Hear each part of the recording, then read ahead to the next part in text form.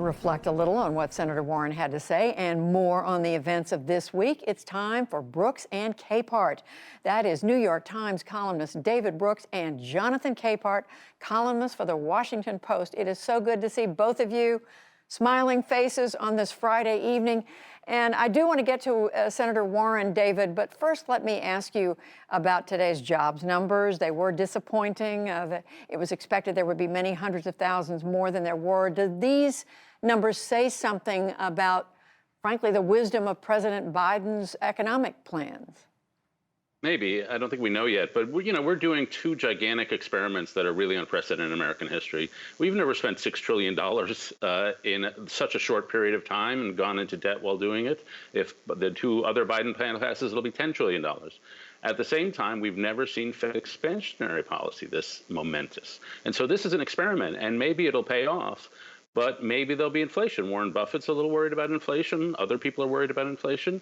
Maybe, as Michael Strain said earlier in the program, the fact that people are paid to stay home means that I don't want to get a job. I can hang out at home. What seems a lot better.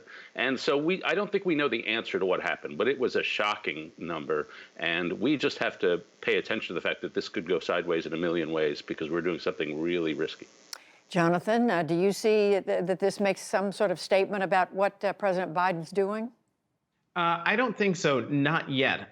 We cannot, grade the entirety of President Biden's fiscal plans based on one unemployment number. We've got to look at the long haul here, and so the jury is out on that. However, we have to think about, to all the things that David was just talking about in terms of the inflationary concerns and all of that.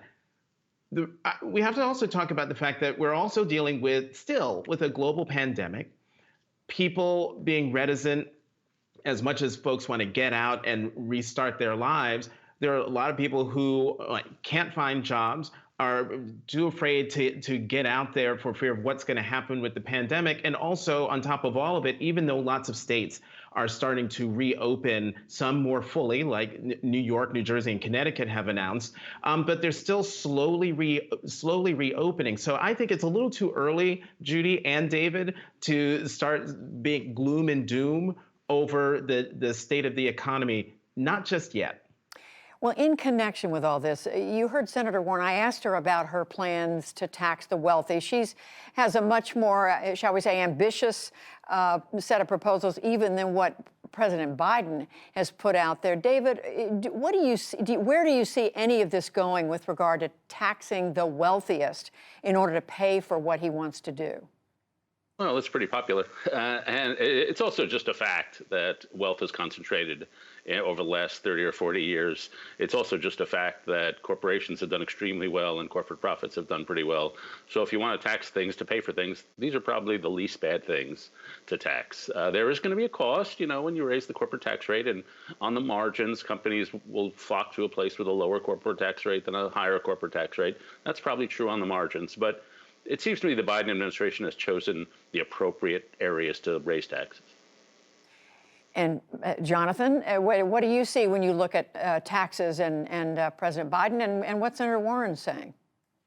Well, one, I agree with David in the last point that he made, but let's also remember they're still in the middle of negotiations. And even though I think the initial number the president has put out there, wanting to raise the corporate tax rate to 28% from 21%, and before that, under Trump, it was 35%, and he lowered it that much. That the president and the administration have been sending signals all along that they're willing to negotiate on that piece. As for Senator Warren, of course, she is going to shoot for the moon and the stars as a means of, one, because she believes it, firmly believes it, but also as a way of trying to push the president further. Push him to do more than maybe he thinks he's constitutionally capable of. But if the American Rescue Plan is any indicator, I don't think she's going to have to push too hard to get the president to think imaginatively about how to go about his plans. Let's talk about the Republicans, David. A lot going on in that party the last few days, and next week a vote upcoming among House Republicans. It looks like they are going to kick out Congresswoman Liz Cheney of Wyoming as the conference chair in the House because she's not only insufficiently loyal to President Trump, she's saying he actively should not be the person the party's following. What does all this say about the Republican Party? Well, it's still Donald Trump's party. It shows that you have to, more or less, as everyone is pointing out, you sort of have to be a lie to qualify. You have to lie to qualify to be a Republican. And that's the standard that is now being laid down. And Elizabeth Cheney just didn't want to lie. There's also a lot of internal politics here that, what they want from a person in the leadership role is the ability to get them reelected. And so the House members are worried that because she keeps picking on this issue, she's going to be less effective at raising money and getting them reelected. Elise Stefanik, the person who's probably going to replace her, has read the party. She was a Harvard-educated person who worked in the Bush administration, endorsed John Kasich, and sat out the 2016 convention because Donald Trump was going to be the nominee. Ruth Marcus, our friend, has a good column on this. And she's now a roaring Trumper. And so she's read the winds, and that's what this is all about. In fact, Lee Stefanik just said in an interview, Jonathan, yesterday, that President Trump is the strongest president ever when it comes to standing up for the U.S. Constitution. But what does all this say from your perspective about what Republicans are where they're headed? That quote you just read from Congresswoman Stefanik just sort of proves what David was just talking about. In order to be in the leadership, but also to be considered a Republican, you have to lie. All of this tells me that the Republican Party has officially lost its way. It is not about values and substantive issues and being a policy counterweight to the Democratic Party. It is all about being loyal to Donald Trump, one, but also when it comes to House Minority Leader Kevin McCarthy, it's do anything, say anything to ensure, you hope, that you are in good position to retake the House in 2022. Congresswoman Cheney is a conservative. She is a conservative. Elise Stefanik, by comparison, from upstate New York, is a moderate. And when you look at the Club for Growth gives Elise Stefanik a 35% rating. The Heritage Foundation gives Elizabeth Cheney an 80% rating and Elise Stefanik a 48% rating. And if you want to talk about fealty and loyalty to Donald Trump, Congresswoman Cheney voted with Donald Trump 92.9% of the time, as compared to Elise Stefanik, who voted with him 77% of the time. And this is data from 538. So it's like the Soul Train scramble board here. It's going to take a while to figure out what the Republican Party is all about, really. But right now, the Republican Party is about Donald Trump, only about Donald Trump, and how Donald Trump feels about everything. And one last point, Judy, I know I'm going on. The number one reason why Congresswoman Cheney is in trouble is because Donald Trump hates her for telling the truth. Well, David, as both of you are saying, it is not only what Congresswoman Cheney or Congresswoman Stefanik is saying about former President Trump, but it's also her continuing to insist, along with so many other Republicans, that the election, in her words, she said the election fraud was widespread last year. She's spoken out for this recount going on in Maricopa County, Arizona, that's paid for only by Republicans or being sponsored only by Republicans. So, I mean, this says something about future elections as well. Yeah, in a country with a lot of problems, the Republicans have picked the one area that's not broken to address all their energy on, and that's elections. And so, they all these laws, I doubt they'll have a huge effect. I think studies show that they don't have a big effect on damping down turnout. But it's just given American history, Jonathan and I have talked about it before, it's just a horrific look.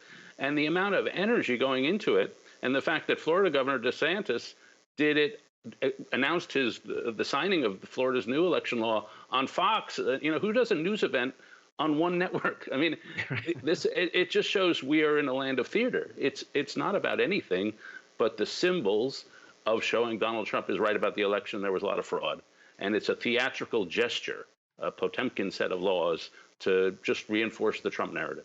And Jonathan, as both of you have said, these election laws have a very real effect on what happens going forward in the congressional elections next year, the midterm elections, and of course beyond. Right. I think a few shows ago, I said that these election laws were a solution in search of a problem. And I cannot remember the person who sent me an email, but they wrote me and said, listen, stop saying that because it's not true. Because from the Republican perspective, it is a solution to solve a problem. And the problem from the Republican perspective is too many Democrats voting. And in the end, that's what this is all about. The mail-in voting, the absentee balloting that Democrats pushed hard because of the problems with the Postal Service, because of fears of going out in public because of the pandemic. Democrats who used to not vote by mail and not absentee vote did it in droves in the safest election in American history, as we learned from the federal government. And so all of these laws are about stopping as many Democrats as possible from voting as a means of increasing Republican power and increasing their chances of retaking the House. Only a little more than a minute left, but I do want to finally quickly ask both of you, David, about this idea of how the insurrection at the Capitol is investigated. I interviewed Speaker Pelosi this week. She said it's not something that should be chosen by the president. It needs to come from Congress. And right now, Republicans and Democrats are at loggerheads. I'm dubious. I support the idea, I guess, but I'm dubious they can come up with a commission filled with people who have credibility on both sides. When the 9/11 Commission happened, we had people like Lee Hamilton and Governor Keene of New Jersey leading it, people who really were part of the establishment center. We don't have as many people like that. And even those who are in the establishment center have less credibility with the polarized wings. And so it looks, I'm much more pessimistic than I would have been after 9/11, that we can put together a commission that we trust. And Jonathan. But we have to put together a commission. It must be done. The horror of January 6th, the tipping point that those events put American democracy on, we cannot forget it. We must investigate it. We must find out what really happened, what truly happened, all the things that we don't know about right now. It must be put before the American people so that at a minimum, we can try to not have that happen again. Well, I know we are going to continue to ask those questions. In the meantime, we thank you both, Jonathan Capehart, David Brooks. Have a good weekend. Thanks, Judy. You too. See you, David.